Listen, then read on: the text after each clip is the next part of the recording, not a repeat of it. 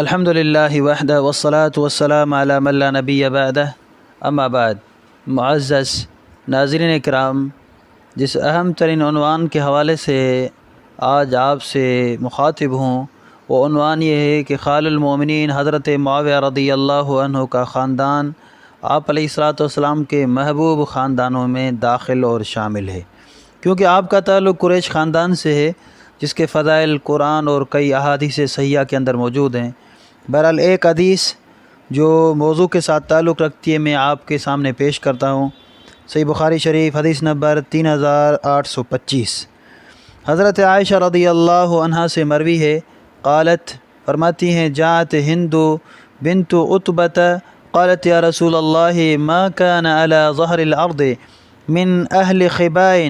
احب الی ان یظلوا من اہل خبائک۔ آ کر کہتی ہیں اے اللہ کے رسول صلی اللہ علیہ وسلم،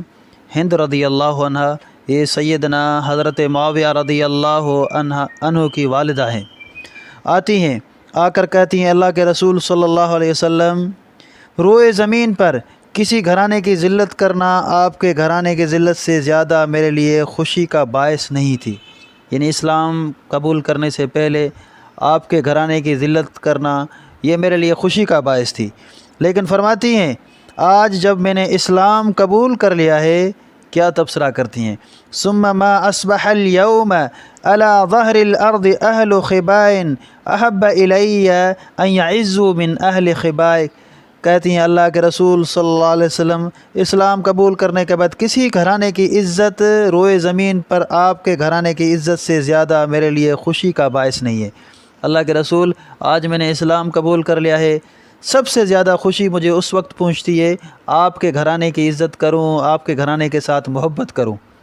یہ اسلام لانے کے بعد میری حالت ہے۔ رسول اللہ صلی اللہ علیہ وسلم نے فرمایا وَأَيْضًا وَالَّذِي نَفْسِي بِيَدِهِ، فرمایا میں بھی اسی طرح یعنی تمہارے خاندان کے ساتھ محبت کرتا ہوں، اس ذات کی قسم جس کے ہاتھ میں میری جان ہے۔ علامہ ابن حجر رحمۃ اللہ علیہ فتح الباری کے اندر اس حدیث کی شرح میں محدث علامہ ابن التین رحمۃ اللہ علیہ کا فرمان ذکر کرتے ہیں۔ وہ فرماتے ہیں فیہ تصدیق اللہ فیما ذکرتہ، اس حدیث کے اندر آپ علیہ الصلاۃ والسلام نے جو فرمایا تھا وَأَيْضًا وَالَّذِي نَفْسِي بِيَدِهِ، اس ذات کی قسم جس کے ہاتھ میں میری جان ہے، میں بھی اسی طرح آپ کے ساتھ تعلق رکھتا ہوں۔ فرماتے ہیں کہ اس سے مراد یہ کہ نبی علیہ الصلاۃ والسلام نے تصدیق کی، گویا کہ ارادہ کیا ہے، رَأَى أَنَّ الْمَعْنَى وَأَنَا أَيْضًا بِالنِّسْبَةِ إِلَيْكَ مِثْلَ ذَلِكَ، گویا کہ مقصد یہ ہے کہ آپ علیہ الصلاۃ والسلام نے یہی فرمایا میں بھی اسی طرح، یعنی میں بھی اسی طرح آپ کے گھرانے کے ساتھ اب سب سے زیادہ محبت کرتا ہوں۔ سبحان اللہ، یہ کیا گواہی ہے محمد الرسول اللہ صلی اللہ علیہ وسلم کی طرف سے۔ اس حدیث کے دیگر مفاہیم بھی بیان کیے گئے ہیں۔ ایک مفہوم یہ بھی ہے کہ آپ علیہ الصلاۃ والسلام نے فرمایا میں بھی آپ کے گھرانے کے ساتھ اسی طرح محبت کرتا ہوں، اور ساتھ میں یہ معلوم ہوا سیدہ ہند رضی اللہ عنہ جو حضرت ابو سفیان رضی اللہ عنہ کی اہلیہ، حضرت معاویہ رضی اللہ عنہ کی والدہ ماجدہ ہیں، ان کا سب سے زیادہ پیار تعلق اسلام قبول کرنے کے بعد آپ علیہ الصلاۃ والسلام کے گھرانے کے ساتھ بن گیا۔ اور کیوں نہ ہو تعلق، کیونکہ حضرت ابو سفیان جو آپ علیہ الصلاۃ والسلام کے سسر تھے، آپ علیہ الصلاۃ والسلام ان کا گھرانہ آپ علیہ الصلاۃ والسلام کا سسرالی گھرانہ تھا۔ آپ علیہ الصلاۃ والسلام کی اہلیہ سیدہ ام حبیبہ رضی اللہ عنہا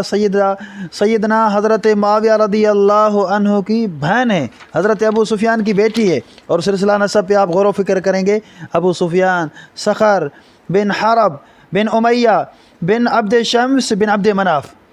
اسی طرح آپ علیہ الصلاۃ والسلام کا سلسلہ نسب آپ دیکھیں محمد بن عبداللہ بن عبد المطلب بن ہاشم بن عبد مناف، یعنی آپ علیہ الصلاۃ والسلام کا پردادا ہاشم اور حضرت ابو سفیان رضی اللہ عنہ کا پردادا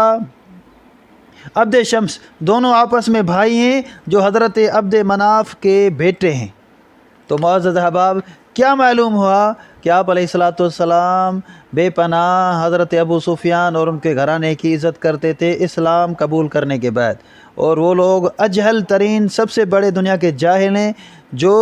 حضرت ابو سفیان رضی اللہ عنہ یا ان کی اہلیہ سے جو غلطیاں اسلام قبول کرنے سے پہلے صادر ہوئیں ان کو بیان کریں۔ یہ ظالم لوگ ہیں، ان غلطیوں کو بیان کرتے ہیں جن کو اللہ نے معاف کر دیا ہے، کیونکہ آپ علیہ الصلاۃ والسلام نے فرمایا اسلام یہدم ما کان قبلہ، جو بندہ مسلمان ہوتا ہے اسلام سابقہ تمام گناہوں کو مٹا دیتا ہے۔ رب العالمین نے جب معاف کر دیا، غفور الودود ہے، معاف کرنے کے بعد اللہ تعالیٰ محبت کرتا ہے، گناہوں کو ختم کر دیتا ہے، مٹا دیتا ہے۔ ہم کون ہیں کہ حضرت ابو سفیان یا ان کی اہلیہ کی غلطیوں کو عوام کے سامنے پیش کریں کہ اسلام قبول کرنے سے پہلے ان سے یہ غلطیاں